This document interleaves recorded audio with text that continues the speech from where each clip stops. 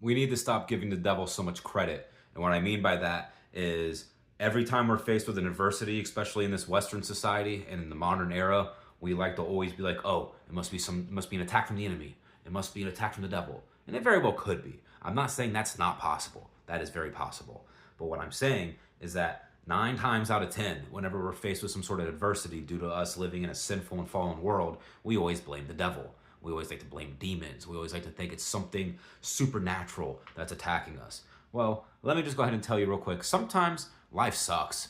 Sometimes bad things just happen. Nothing happens outside of God's will or God's decree. You're not alone, you're not abandoned, and you're not forgotten.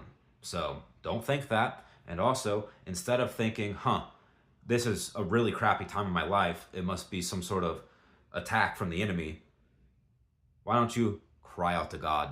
Why don't you be like Job? Good old Job. If you don't know what happened to Job, go and look it up. I can give you a brief little explanation, and that explanation is that he lost all his possessions, lost all his livestock, all his kids died, his house crumbled. He was an upright, righteous man that would sacrifice animals on behalf of his children after they were spending the night together, fellowshipping together, talking about God.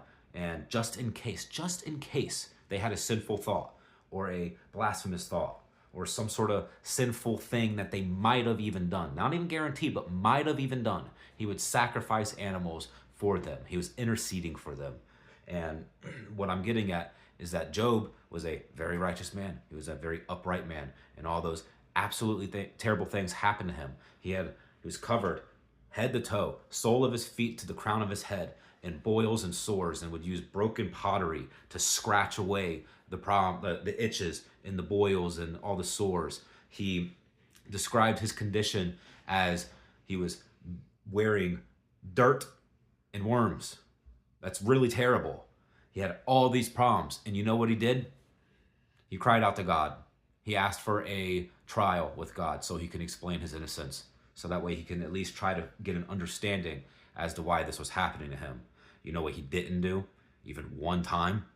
Blame the devil. He didn't blame demons. He didn't blame any of that stuff.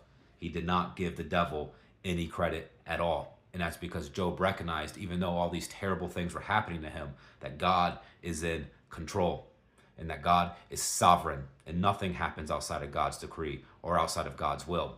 Even the devil, as in the story of Job, was only able to operate within the parameters that God set.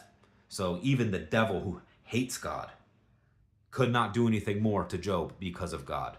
So just something to think about. Stop blaming the devil and cry out to God if you're having problems.